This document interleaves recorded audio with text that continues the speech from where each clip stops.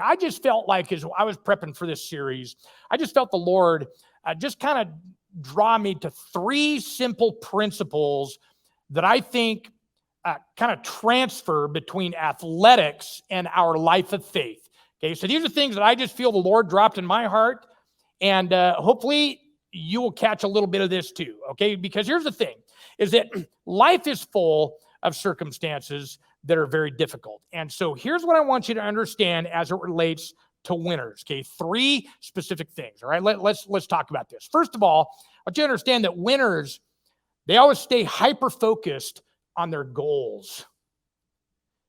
This is just an amazing thought process when you think about your own faith.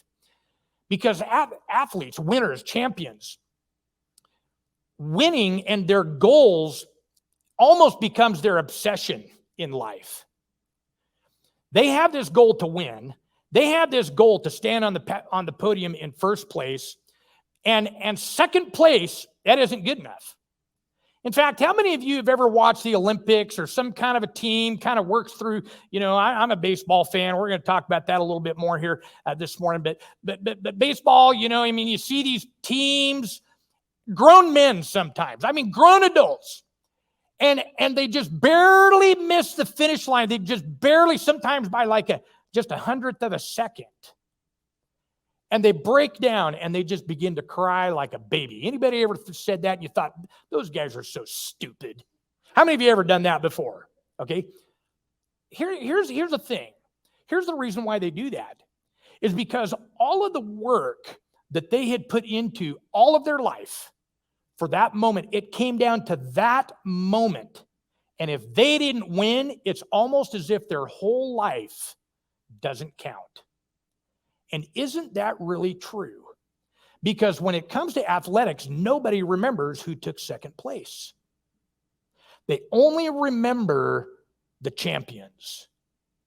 It's almost as if all that work they put into that moment, the pain, the suffering, the discipline, the workouts, the no ice cream, okay, all of those things, second place falls short of the prize because their goal is to win. In fact, what's interesting is that when you study winners, when you evaluate champions, they are so focused on their goals that they will actually center their whole lives around these goals. Some of them move to a new location. Some of them, they change their diet. They change their routines. They change what they read, what they study. They change how they practice. They change how they sleep and their sleeping patterns and all of that stuff. Where they change how they spend their money. They literally change everything about their life in order to win. And some people actually marry people who will support their goals, and they raise their kids within those goals. So here's my point, is that when it comes to you and I facing all of these life difficulties, the goal is not just to survive, but the goal with our difficulties is to come out on top as a winner. And so perhaps a question, as you are navigating life's difficulties, perhaps a question that we need to ask ourselves is this right here, is what do I want to accomplish during the middle of this difficulty? Because we all have challenges, we all have difficulties, we all have hardships in life.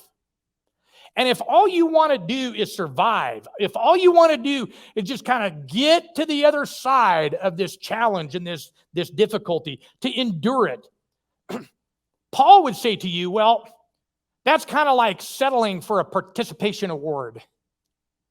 Instead, you need to come out the other side as a winner. So the idea that Paul is talking about here is that we need to have a plan. We need to have a goal. We need to have an idea that as you're enduring the pain of this race, that you need to be in it to win it. So, what are your goals when you walk through hardships? Have you ever thought about making a goal? Maybe you need to create some goals. What do you want to accomplish at the end of this difficult road? Do you want to become bitter, or do you want to become better? Do you want to learn something, or do you just want to come out the other side and go, boy, I survived that one? Okay. Do you want to become a better person, a stronger person, more disciplined, happier, more content? You want to learn how to love deeper? These are questions. My wife and I, we have a very dear friend that we just love dearly, and she's a cancer survivor. And this last week, we've just kind of observed, and you don't know who they are, okay? So don't be looking around the room like, okay. Okay. And as she's come through this cancer thing, it's almost like nothing really changed in her life. She's a little more cantankerous, a little more bitter, a little more mouthy, and just kind of in your face a little bit, almost angry. And my wife and I, we made this observation this week. You would think that somebody who endures a life-changing event like something like cancer and survives that they might come out the other side a changed person. See, here's my point, is that whatever it is that you set your mind on as a goal, I want to encourage you to just get that into a hyper-focus mode for you. That when you are working through life's challenges and when you're navigating the difficulties of life, determined to come out the other side a better person. That's how you win. Okay, here's the second thing. I want you to observe with me that winners, they surround themselves with like-minded winners. Now, this is such a critical principle, and I teach this principle in all. If you have attended here for any length of time, if you watch this online for any length of time, you know that I say this a lot. That change always happens within the context of relationship. Okay, this is critical because that can be a good thing, that can be a bad thing. Some of your worst regrets in life, you can go back and you can say it was with that person, because change always happens within the context of relationship. And so winners, they understand this. And so what they do is they understand this better than most. And what they do is they go out and they find themselves people who are of like-mindedness to surround themselves with. They'll find dietitians who will help them eat better and help them eat the right foods to help them become a winner. They'll find coaches who can help them win and become a champion, to help them overcome their weaknesses and help improve their skill sets. They're always gleaning ideas and information to help them succeed, to become just a little bit more of a champion. And so here's the thing, is that if you want to be a winner over life's difficulties, then you need to surround yourself with people who have the same kind of mindset. Okay? Because change always happens within the context of relationship. And this happens on all levels of life. In fact, this is the whole reason why Jesus simply invited people to follow him. He didn't ask people, hey, you need to come, but before you become part of my posse, you need to complete these steps. You needed to do this. You need to quit doing that. And you need to start doing these 5 things, and make sure you always, make sure you never. Okay, none of that was the equation for people to join Jesus' posse. All Jesus did is he asked people to what? To follow him. Because Jesus understood that within the context of that relationship, of us following Jesus, that our lives would change. And so people, as they followed him, they begin to change. Listen, whenever you desire to become a winner, whenever you want to come out of life circumstances better, whenever you want to overcome the difficulties, I just want to encourage you to surround yourself with people that have been there and done that. Because you will begin to change. You'll begin to change your mindset, your mentality, your habits, because you are surrounding yourself with people who have already been there, already done that, and they know what to do. So again, that can be both good and bad, can't it? Okay, so choose wisely. Okay, here's the third observation, and then we're going to get to a real simple application today. Okay, I want you to understand and observe with me this morning that winners, they understand that failure is a part of the process. Let me repeat this again for you. Winners understand that failure is always a part of the process of winning. Now, as I mentioned, I'm a huge baseball fan. I like to play baseball. I did when I was younger. I like to watch it. Does anybody here know who the greatest hitter of all time is? Anybody? Baseball fans, anybody? No. A guy by the name of Ty Cobb. Everybody say that. Ty Cobb. Okay, anybody ever heard of that guy? Okay, he lived about 100 years ago. And in fact, Ty Cobb, his career ended in 1928, which is hard to believe. It's been almost 100 years. Some of you are knocking on that window of 100 years. Okay, I'll just stop right there. Otherwise, I'm going to get into trouble, okay? Here's the interesting thing about Ty Cobb is that he played for 24 seasons, and mostly for the Detroit Tigers. And during his career, he actually won 11 batting titles in consecutive years from 1909 to 1919. And he had a lifetime batting average. Anybody know what that is? 366. He had a lifetime batting average of 366. Now, let me put that into perspective for you. The way a batting average works is that number 366 means that it is the best out of 1,000 appearances at bat. So I want you to think about this. In other words, for every 1,000 appearances at bat, Ty Cobb, the greatest hitter in all of history up to this point, he was only successful at hitting the ball 366 times out of 1,000. Now, even though he holds the greatest batting average of all time, I want you to understand something. He also had a huge amount of failure. Because for every 1,000 at-bats that he had, he also failed to hit the ball 634 times. Yet Ty Cobb is considered to be the greatest hitter of all time. See, the lesson here is that winners understand that failure is just part of the process. I want you to imagine with me that Ty Cobb, where he would have ended up on the list of all-time greats had he given up after he failed in the batter's box. See, most of us, we would quit if we only got 366 bats out of 1,000. But Ty Cobb, he kept trying again and again and again.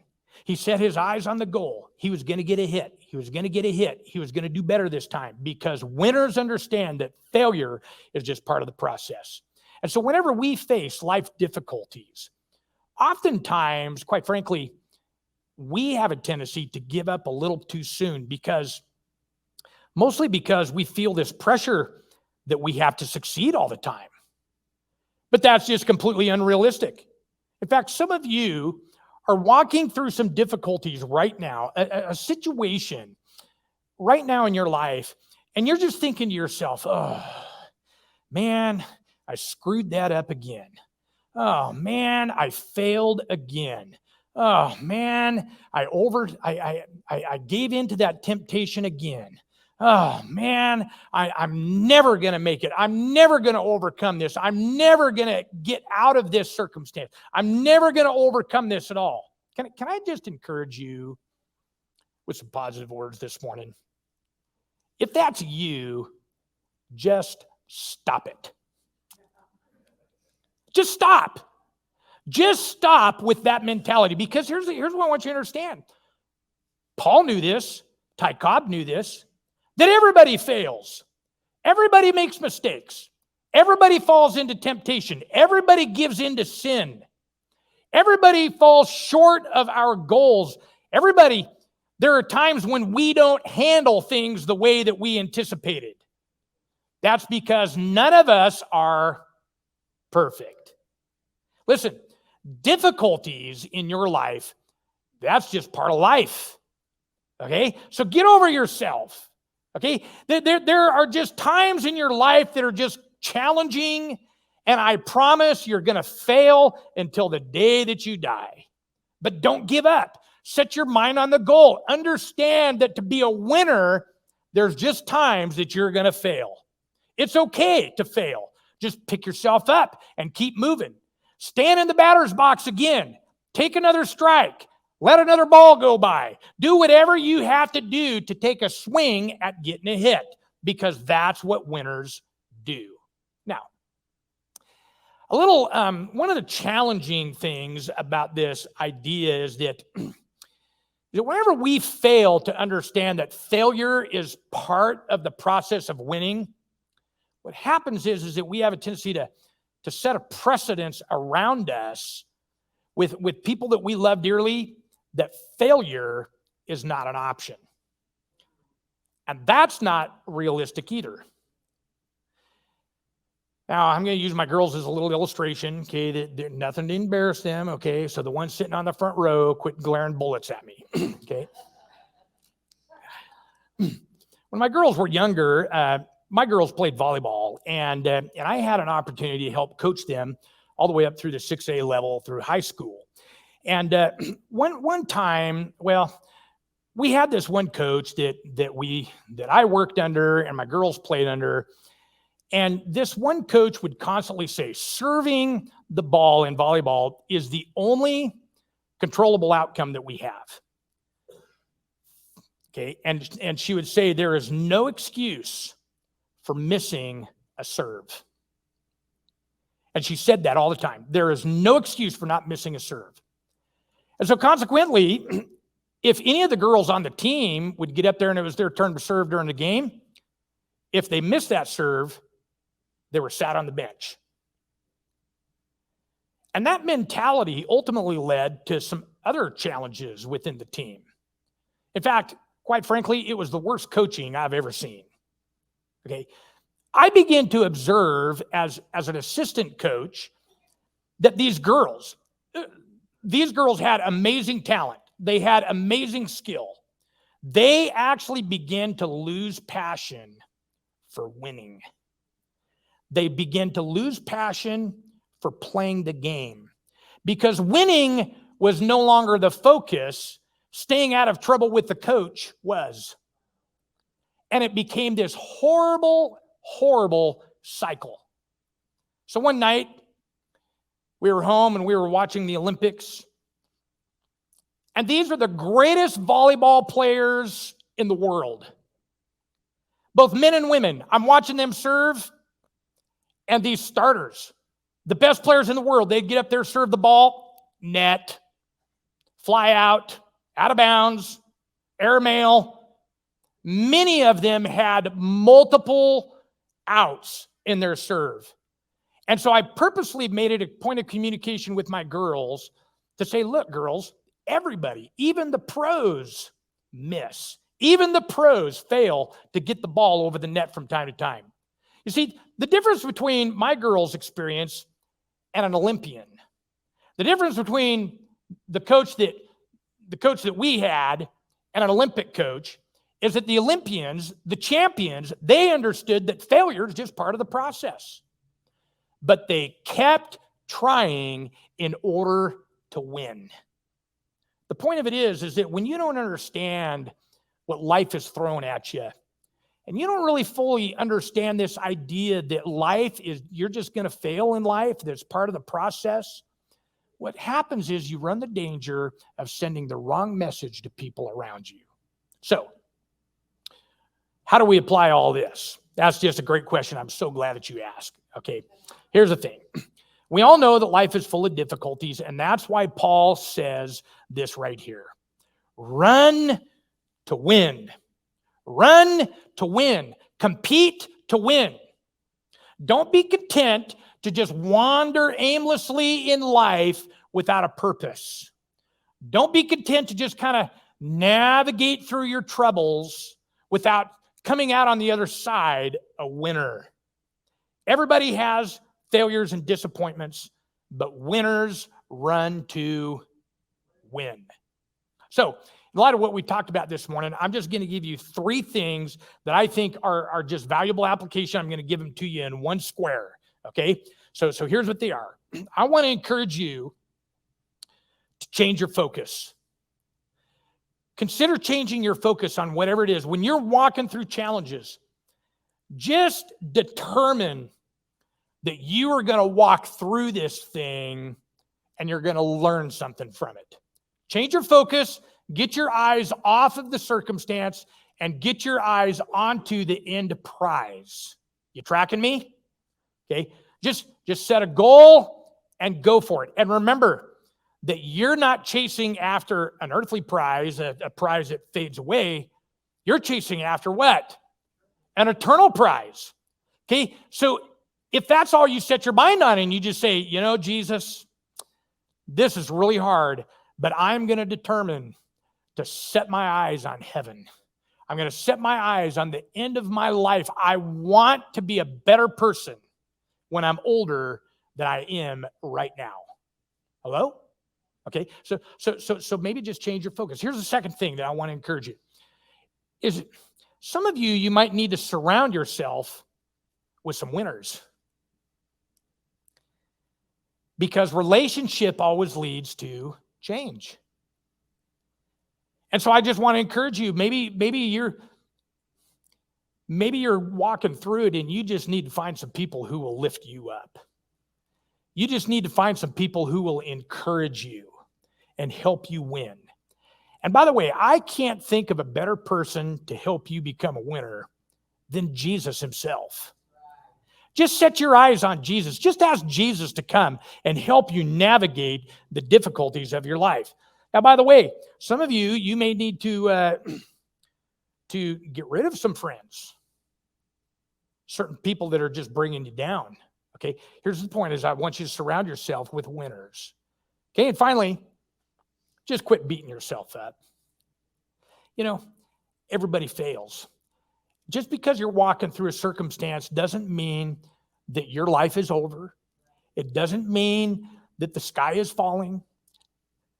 It doesn't mean you have to go out and eat some worms. Okay? It may not even be your fault that life is challenging for you this minute.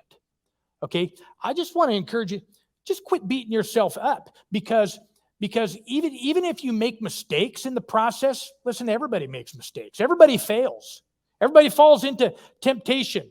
Sometimes we let those things get the best of us. And I just want to just say to you, that doesn't make you a loser. All right?